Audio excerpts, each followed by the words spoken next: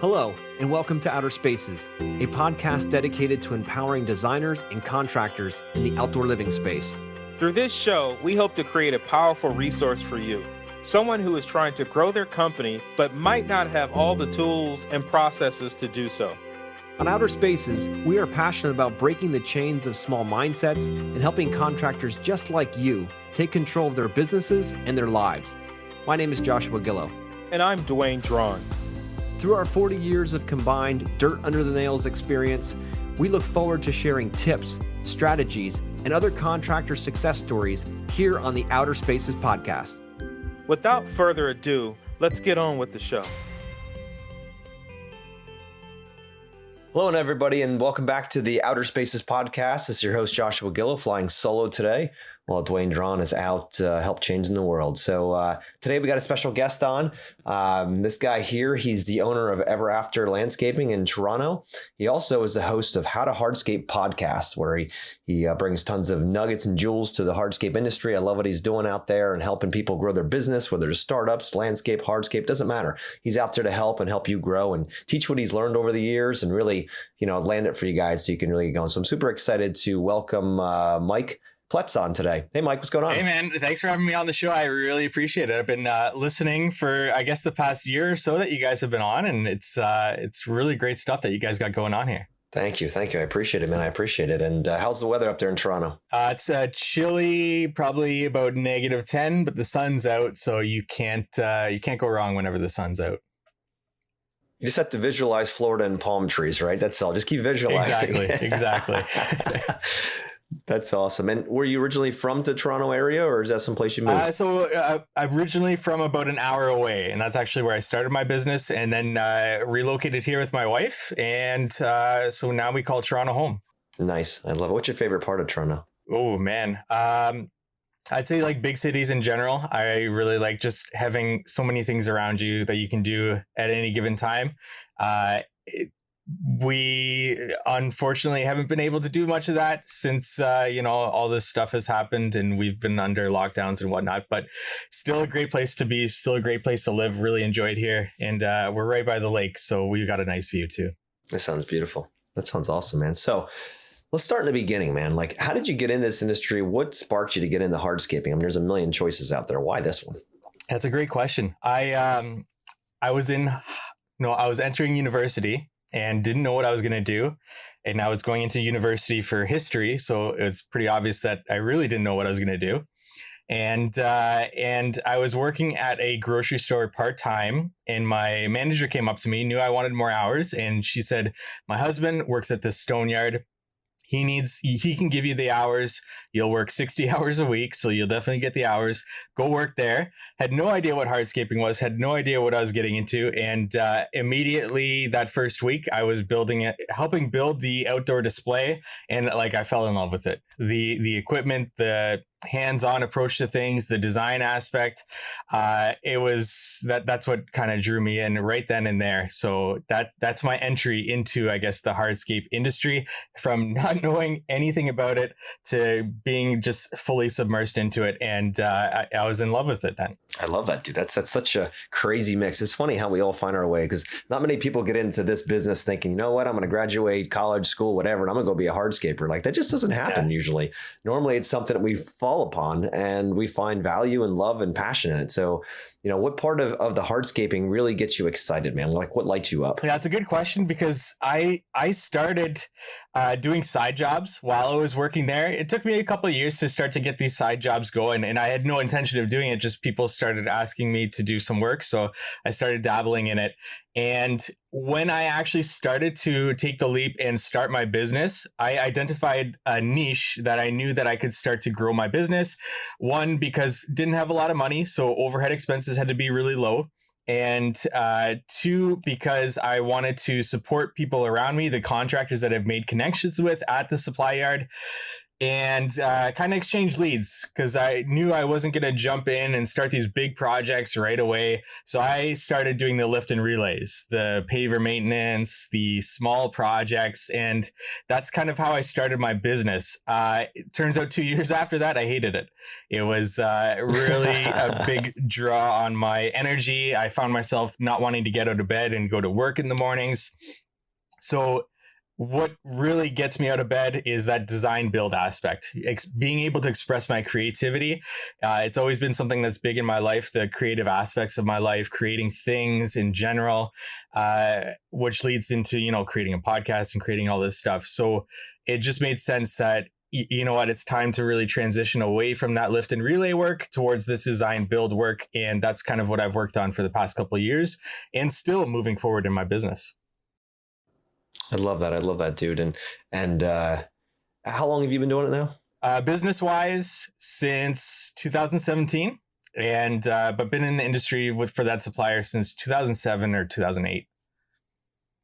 That was a stroke of brilliance. And I don't know that you had it planned that way, but to start at a stone yard like that, to start at a distributor, to build those connections. And you're like, hey, you know what? I want to do this. Next thing you know, you've got a connection, a lot of others in the industry, man. That's a lot of people struggle trying to get into this business and trying to get those connections and all of that. So kudos to you, man. That was a hell of a smart move for sure. Yeah, well, stumbled into it. Not so much a planned move, but yeah, it definitely really helped. And I think it did help. Even going back to it, I don't regret starting a lift and relay business.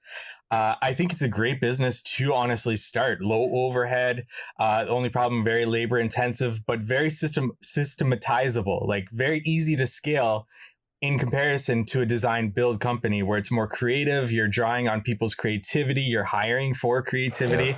Yeah. It wasn't for me in the end.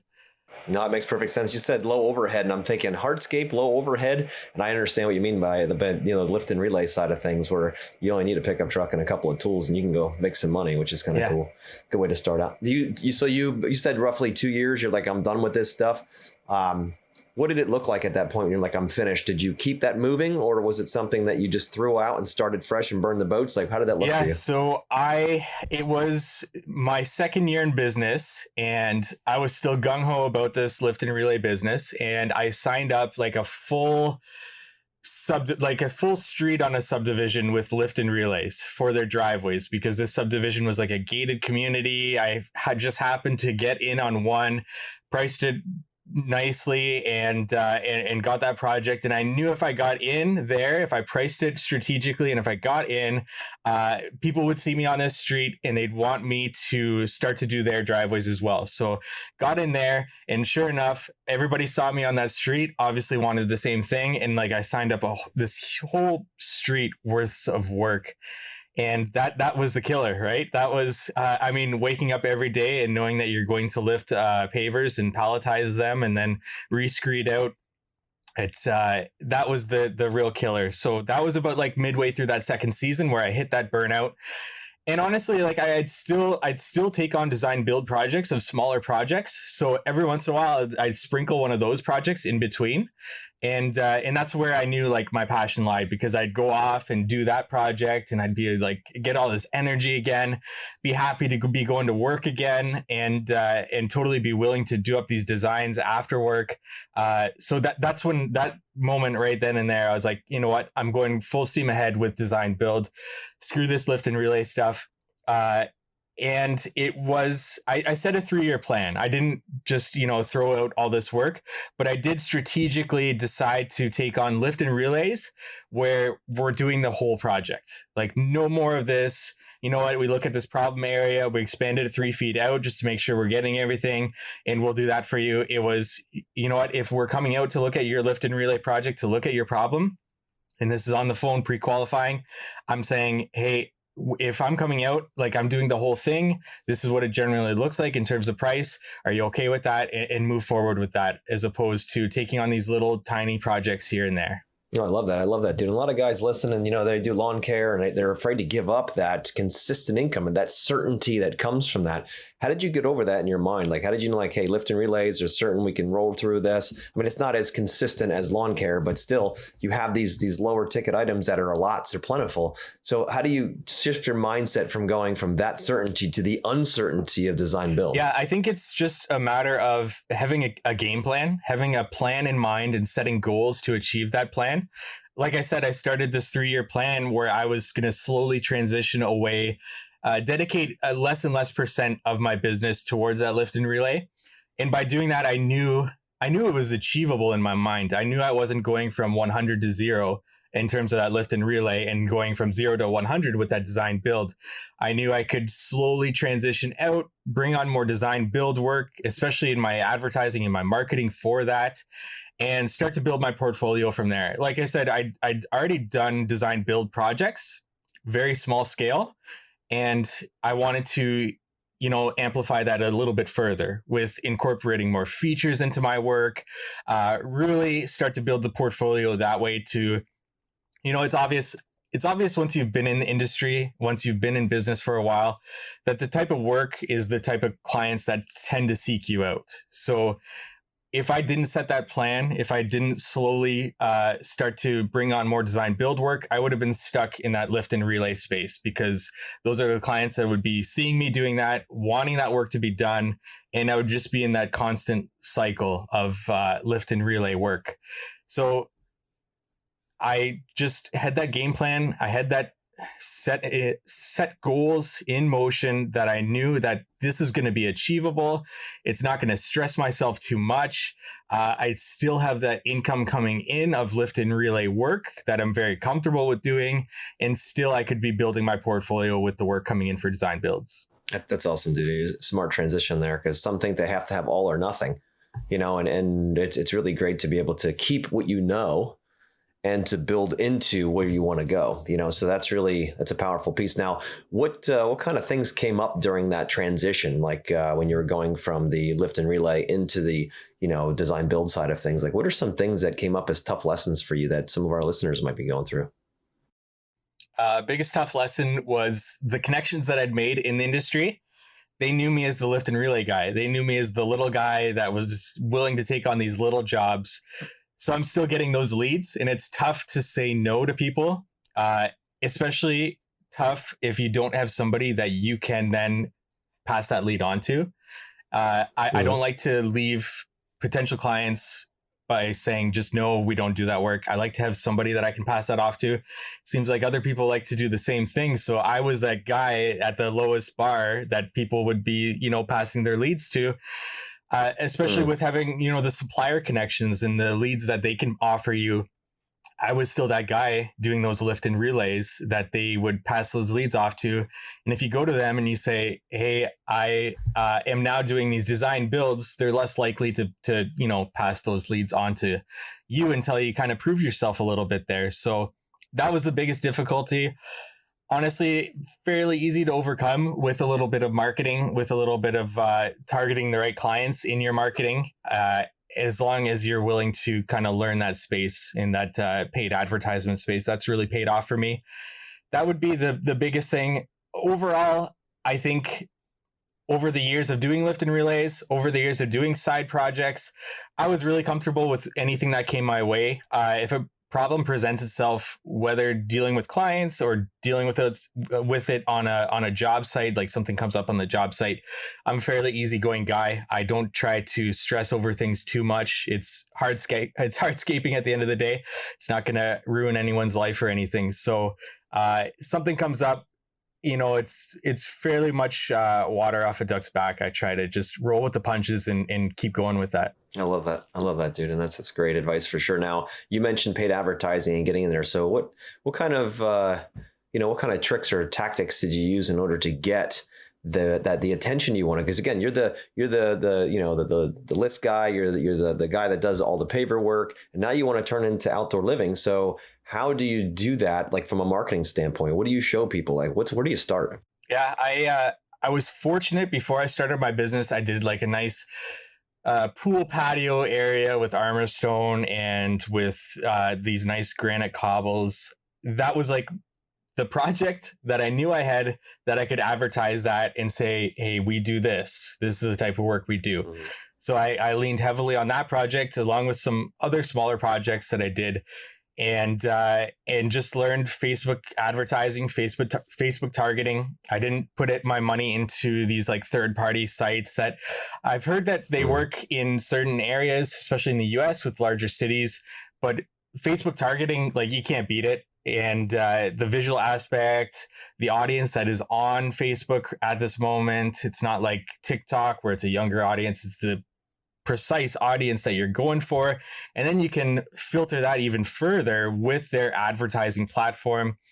And yeah, it's just incredible what you can do with the Facebook advertising, and putting a little bit of money into that. Like, when I'm setting my advertising budget with Facebook ads, I'm looking for 100 times to 150 times what I put into it for that top line revenue that's going to come out of it. And I can't say that about anything else, anywhere else I'm going to put my money.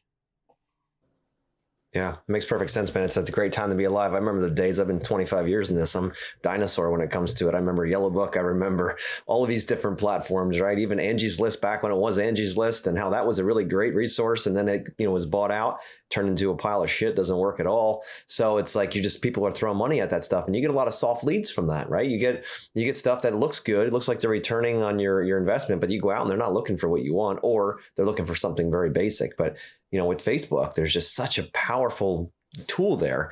What are some tips you can give the average person starting out? You mentioned having a project that was awesome to begin with, to use those pictures and use them as the face of the company when you're out there advertising. What if I'm starting out and I don't have anything like that? Like, what are some thoughts you have on that? Yeah, it's tough. I mean, I'm not for, using other people's pictures, especially in your advertising, but you can use what you've got. Like, if you've done a project for a family member, you can use what you've got and create a video out of that. Especially with like a video, you can really hone in on certain features and not show per se the big picture project. Like, it could be a small little garden retaining wall, and you can just focus in on those caps and do a nice stroll along with your camera on those caps. And that could be B-roll in terms of showing your face, showing the customer like you are a respectable person dressed nicely, and you're selling them this landscaping, and just insert a little bit of B-roll of those smaller projects that you've done. Again, focusing in on certain features in that. A video is going to say a lot more than a picture at the end of the day. So if you don't have that portfolio, if you don't have a certain outdoor living space to show, that I would say, like, go video, show your face, show that you're respectable, you're dressing for the part, and you're able to get across what you want to get across in that video with whatever script you write out, or however you want to do that. No, I love that. I love that. If you don't have what you think you need, just make what you got work, and that's the biggest thing. Hardest part I found in the beginning, Mike, this was years ago, but is getting in front of a camera. Yeah. Because, man, when I watch myself years ago, when I first started, when I watched myself and I was like, oh my God, who the hell is that? Did I just say that? Do I look like that? Like, do other people see me like that too? You go through all this head trash and also you're like, I can't share that. People would think I'm stupid. There's no way this isn't going to work. Like, they're not going to listen to me. Why would anybody care about a retaining wall? Why would anybody care about what I'm doing? How the hell did you get around that, dude? How did you get around that? That's tough. I mean, nobody likes to see themselves in front of a camera for the first time and to see the result and to hear their voice. That's been something that has been tough to get around. Ultimately, at the end of the day, you got to do what you got to do. It comes down to, like, you either put that thought process in your mind, and that kind of just grows and grows and grows, or you put in the reps, you get better at it. Nobody is a natural the first time they get in front of a camera. Nobody's a natural the first time they start talking on a podcast.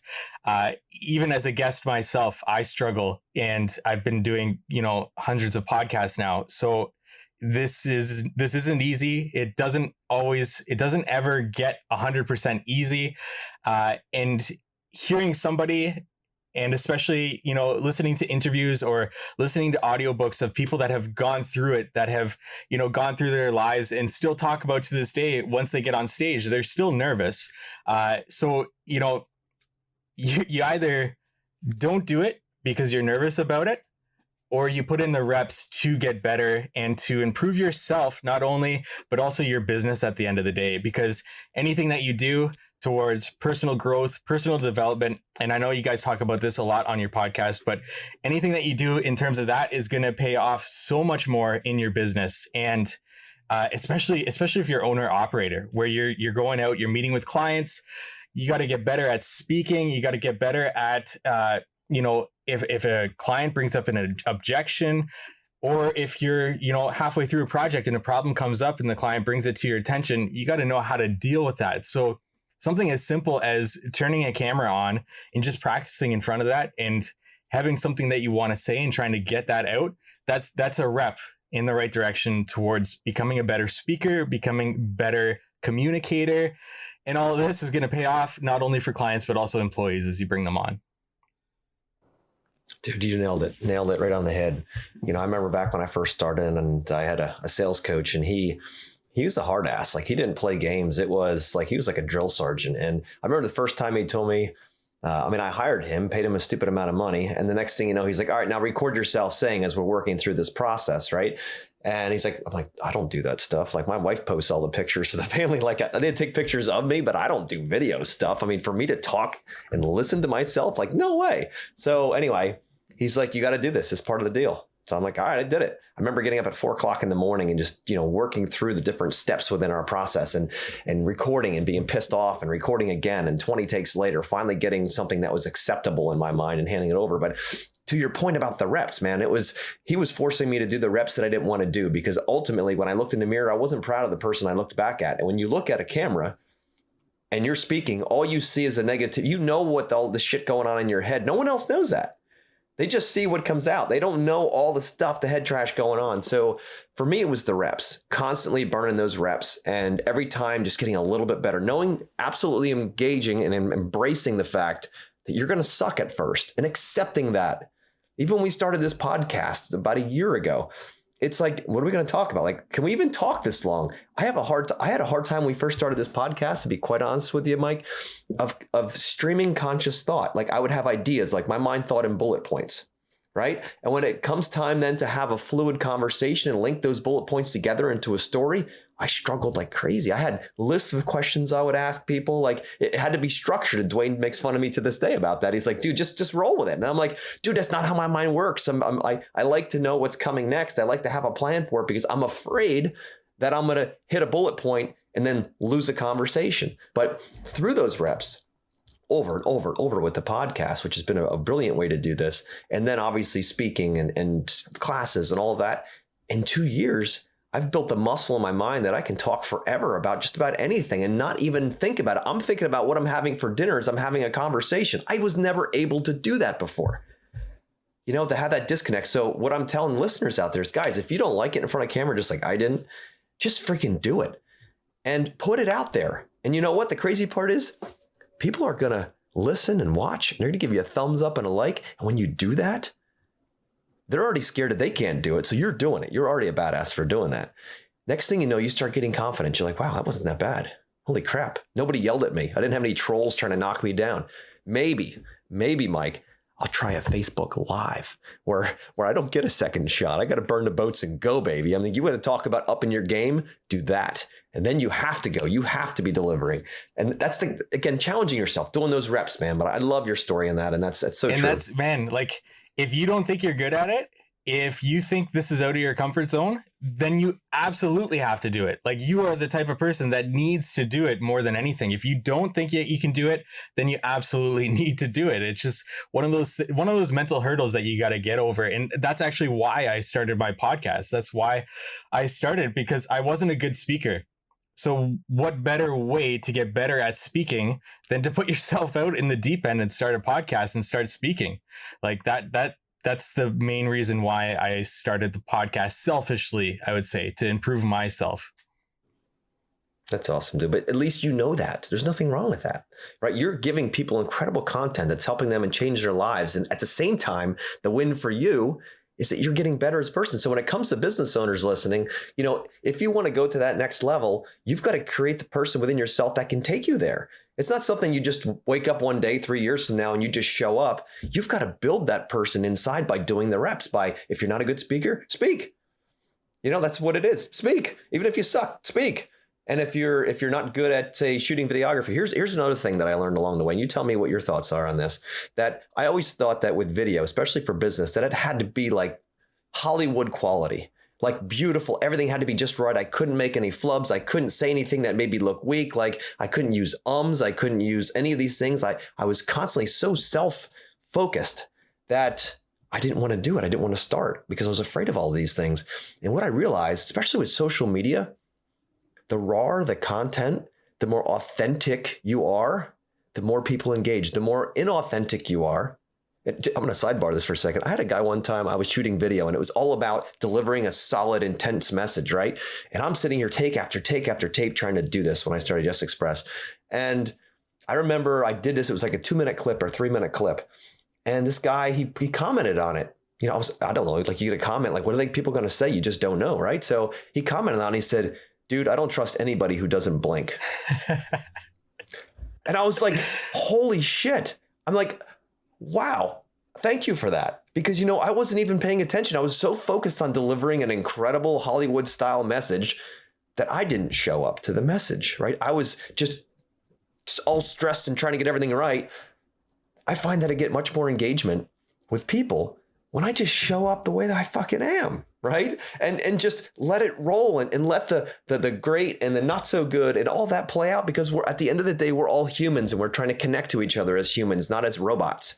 So what are your thoughts on that kind of thing? Yeah, I mean, just something that kind of stuck out with me there is that if you are doing a video and it's just you and you've got a camera there and you're going to speak to that camera and you're nervous, you're just trying to get the reps in, you got to pretend like that camera is a person, or at the very least have your significant other, have your wife, have somebody hold that camera and speak to that person instead. Same with a podcast. Like this person to person works so much better than if I was just to sit down by myself and try to speak into a microphone, try to get my points out.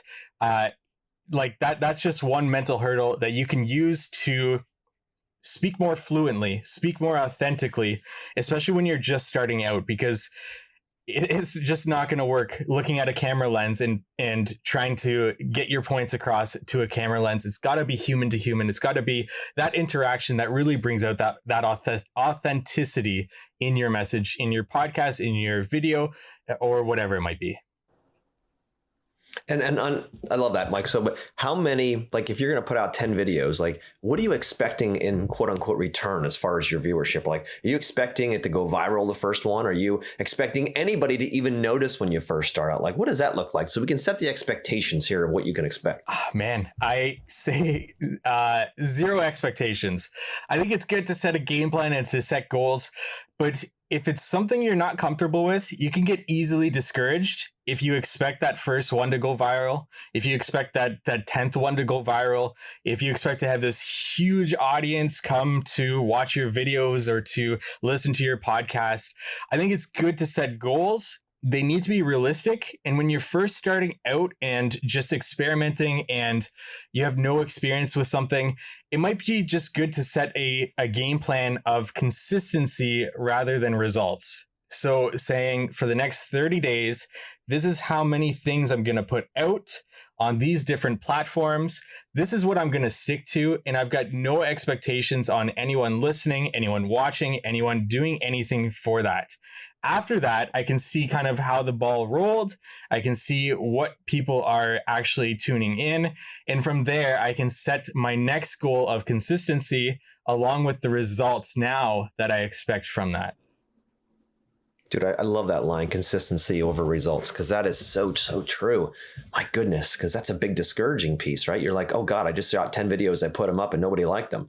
they expect it within an hour, right? I know that's just, I'm speaking about myself. Like, I'm not making fun of anybody else. This is me, right? I'm like thinking, why didn't this happen fast enough? Or, you put it out, and I know Dwayne's mentioned many times, he's like the social media guru when it comes to getting people engaged and all that stuff. And what's amazing is he's like, some of the videos that you think are just freaking dead cold ringers, man, like this is going to be awesome. Like people are going to just eat this shit up. They get no traction.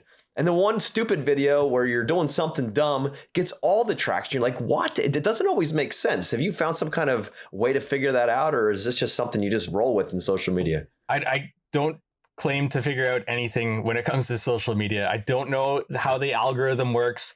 And I know there's tons of people that talk about the algorithm and how it works. And you just need to do this, this, and this, and this. I think there's best practices, but ultimately, like Google as a search engine, for example, I'm really big on SEO. That's how I started. I started as a writer before I actually started podcasts and started doing YouTube videos and stuff. But, Google updates its algorithm something like 500 times a year. That's more than once a day. So how can you claim to know exactly what the algorithm is looking for, what it's going to be throwing at you? YouTube is owned by Google, Facebook and Instagram. These algorithms are always being tweaked, always being changed. So there's best practices, and I stick with those best practices. But everything after that, just like you said, you could spend. I've had videos that I've made where I think this is my best video. This is going to cause me to really, really start to get that audience. And then it's my worst performing video. Same thing with podcasts. Sometimes I get off an interview and I'm like, that was a good interview. Like people are going to love this one. And it gets one of the mid to lower downloads in it. So ultimately, don't plan your content for algorithms. Plan it for humans. I love that. Yeah, because that's the ones that's listening. And how about as far as the content itself? We've talked a little bit about what it should include. Now, should I be thinking like, okay, my goal here is to sell shit, right? That's really the bigger goal. I want to do this content because the end game is me to make money. So let's just do as little as possible so I can make as much as possible. That's the mindset a lot of times in business. But when it comes to social media, can you use that same mindset, or are we looking at a very different mindset when it comes to the type of content you're getting in order to engage a sale with somebody? I think there's so many different ways that you can go about it doing. And I'm no guru. So if you're listening to this and you're going to take my advice and start to implement it, listen to people that you actually resonate with, listen to people that you find their advice helpful. But I'm just going to tell you my thought process on this. Basically, the best way that you can create content is something that appeals to your personality, to your strengths. Use those in your content, because if you struggle with getting in front of a camera, that's already something that you need to improve on. But if you're using your strengths, if you're using your personality on top of that, something that you're good at on top of that, that's going to help you overcome those hurdles of getting better in front of a camera, of starting a podcast and speaking in front of it, of creating this content. So use your strengths. And I'm already forgetting your exact question there, but I would lead into that. So if you're not a good video editor, you can start to get better and better at video editing, but just start, I think is just the best thing that you can do, is just start putting out content. It doesn't have to be the most creative thing. I've seen reels that are incredible that probably took people tons of time to edit, and they're seeing results from that, but that's their strength. That's something that they've really leaned into. I've also seen YouTube videos where it's just a guy in front of a camera for 10 minutes walking around their job site or walking around a certain area, and just their personality comes through that camera lens, through the computer, and people flock to that type of thing. So ultimately, lean into your strengths, especially if it's something that you're starting that, you're not good at speaking in front of a camera, not good at speaking in front of a microphone, whatever that might be. I love that, dude. I love that. And, one of the things that so often, at least I thought in the beginning, was it's all about selling, right? So I just got to keep selling. Like, I got it. Like, guys, buy from me, buy from me, buy from, look how cool it is. Buy from me, buy from me. And what I realized is nobody wants to hear that shit. They want to be taken on a journey, right? They want to, if you're going to create content and focus on the consistency, not on the results, but the consistency up front, and commit to a 30-day or a 60-day or 90-day plan where every day, every 2 days, whatever, you're going to do something. Think about value. Think about adding as much value as you can possibly muster. And you can't give away too much. when it comes to value, because people, if you're a man of value or woman of value first, people seek that out. If you're just saying, buy from me, buy from me, buy from me, they're like, no. But when you show value, eventually they're like, well, I need to buy something from this person. Like, what do they sell? That's where you got to drop your CTA, your call to action. Like, what do you want this to be? But don't make it a hard sell. Tell stories. Dwayne talks about it all the time. Tell stories. Tell stories about a project, the client's problem they had, and how you solved it. I don't care if it's a retaining wall, a simple $3,000 retaining wall, or whether it's a $300,000 backyard. It makes no difference. There's clients on all of those spectrums, and maybe now you're not talking to the big clients that you want to talk to eventually, but damn it, all of us started somewhere. I used to do retaining walls and cleanups along the river every year when it would flood. I lived next to the Delaware, and that was great money.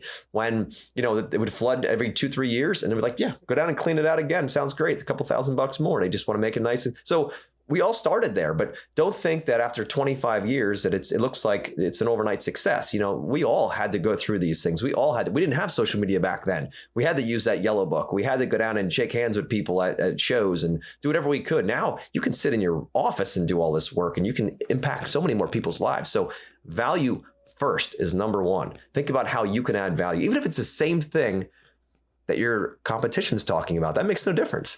You have to keep talking because they're going to see you and resonate with you, and the right people are going to come. You're already enough right now to do this. Even if it's a similar thing that you've already said, you can always, the way you phrase things will have an impact on different people, or will catch people at different times, or maybe somebody missed this video, but they caught this video. Don't be afraid to continuously hit home a message when it comes to that value. And then to bring this home to, because I think I've been really speaking about my particular, content creation, but to hit this home to a landscape business owner, design, build, whatever your business is focused on.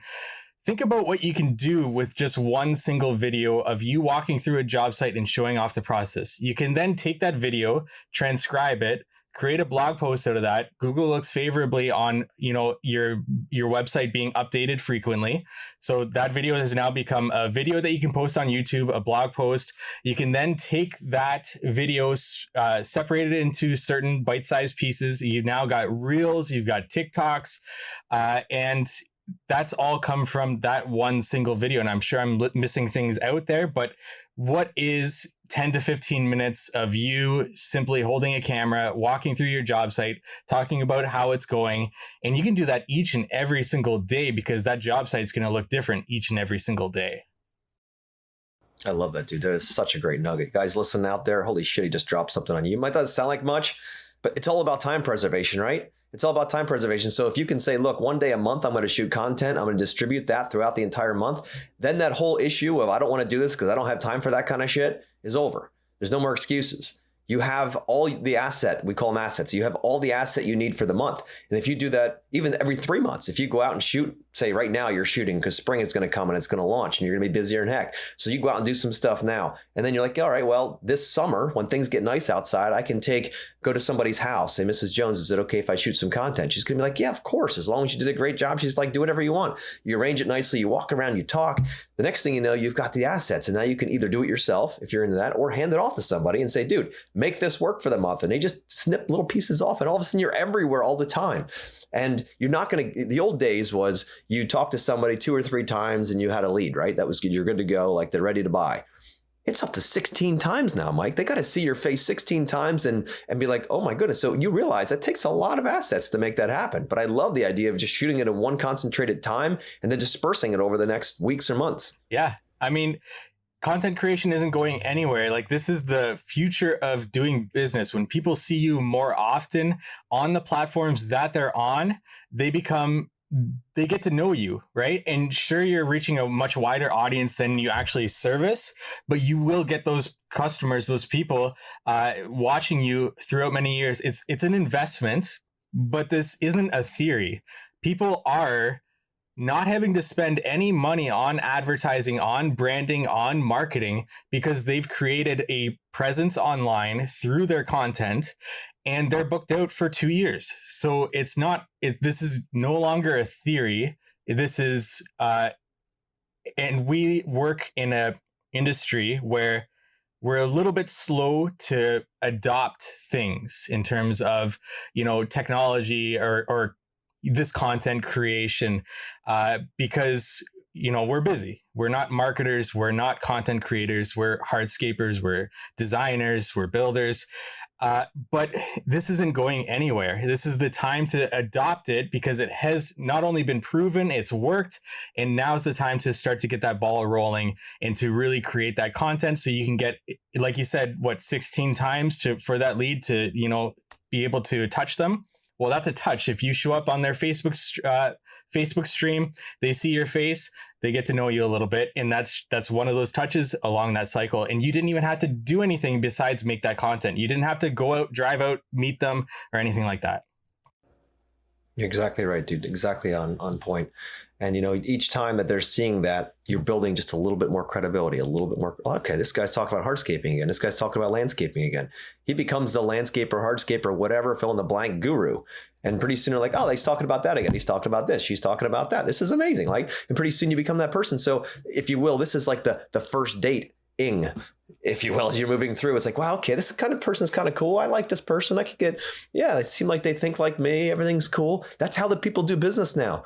They don't just, wing it anymore. They want to have some social proof. They want to have okay, are these people really talking about this? Or yesterday was he a loan broker and today he's a landscaper and tomorrow he's going to be washing chickens. I don't know. So it's like, you just don't know what the hell's going to be happening. So, when they see that consistency, man, it plays so much into it and you become that person and then people see you for it. Yeah, no, I totally agree. Yeah. I love that. Dude, so I've really enjoyed this freaking podcast, man. I really enjoyed it. I hope you have as well. How do people find you, Mike? What do you do? And how can you help people get to their goals faster? Yeah, I appreciate the time. I really love this conversation too. And we're going to have you on our podcast as well. That's the How to Hardscape podcast. So if you, we cover things from installation in the early days to tools, to knowing your numbers, your finances, and everything in between, operating your business systems.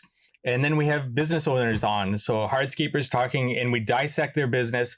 So it covers quite a bit. It's evergreen. So it's not like we talk about something and it's no longer relevant a year later. We've got more than 140 episodes now. So go listen to that. And I'd say that's a good starting point for the content that we're putting out. I love it. Do you have anything else to offer besides the podcast itself? If you want video content, if you're looking for that, I am a hardscaper. So that's my personal, How to Hardscape's more of a community base. So if you check us out on Instagram or whatever, it's a community page. We highlight the amazing work that these professionals are doing in this industry with the community. I am a hardscaper is my specific business and my day-to-day, I would say. So if you're looking for video content, YouTube, I am a hardscaper. I love that, Mike. Any last parting words or little nuggets of wisdom you'd like to impart on our listeners before we peace out? I think it's amazing what you guys are doing with this podcast. I've been listening for about a year now, and I really like the mental aspect that you guys bring up in overcoming those barriers. I think that's super important. I think it's easy to hear somebody online and they're talking about these mental barriers and overcoming them. But when you have somebody that you can relate to, that's in a similar industry to you, that's in the same industry to you, and you hear them talking about, any problems that they've overcome or things that they're going through, I think that's the best way to go about it. It's good to have resources outside of the industry. But if you don't know the person, if you don't get to know them, that's where I think your podcast really fills in a unique hole, a unique space. And it's really been a privilege to be able to listen in on your guys' conversations. Mike, I certainly appreciate that. That's what we're trying to do. We're trying to land this ship. We're trying to, open up that conversation about mindset. And that's why it's so important because, dude, that 6 inches of real estate between your ears is the biggest battlefield you'll ever manage. And I don't care if you don't get that right, you're not going to grow your business. And if you do grow it, you're not going to be happy. So, more money doesn't mean more happiness. All it means is more, right? And that's not always the best thing for you. You just have more problems. So anyway, man, I appreciate that so much. And And guys and gals listening, I appreciate you listening and keeping your continued support for us and spreading the message. And our Dwayne and our goal is to impact and empower 2 million people in our industry in the next 5 years, actually less than 5 years now. And we're well on our way for that. Thanks to you guys listening and sharing and all that stuff. And give Mike's podcast a listen, How to Hardscape. Dude's awesome. He's a solid dude. And he's out there trying to change the world too. And it's not just about us doing it, right? It's not everyone listening to Outer Spaces. That's the goal. It's about all of us having a community voice, because when we all do it, and Mike has his way of doing it, we have our way of doing it, but we all have the same heart. We're all trying to help people grow and get the information out there so that others don't have to struggle with the same bullshit we did. And if we can fast track that and compress decades into days and move everyone forward, dude, that's a win for us. So guys, share this. That's why we have other people from podcasts. You think, well, wait a minute here. Like, what happens if I go over there and listen? Like, I won't be listening to you. I'm like, I don't care. If you go from today and you say, look, I'm gonna go over to listen to Mike because I think he has more content that I'm open to, do it, please. This is why we're doing this, guys. It's all about trying to further this industry, and you guys are absolutely core part of that. So thank you again for listening, and thank you, Mike, for being on. And I look forward to jumping on your podcast and shaking up some lives.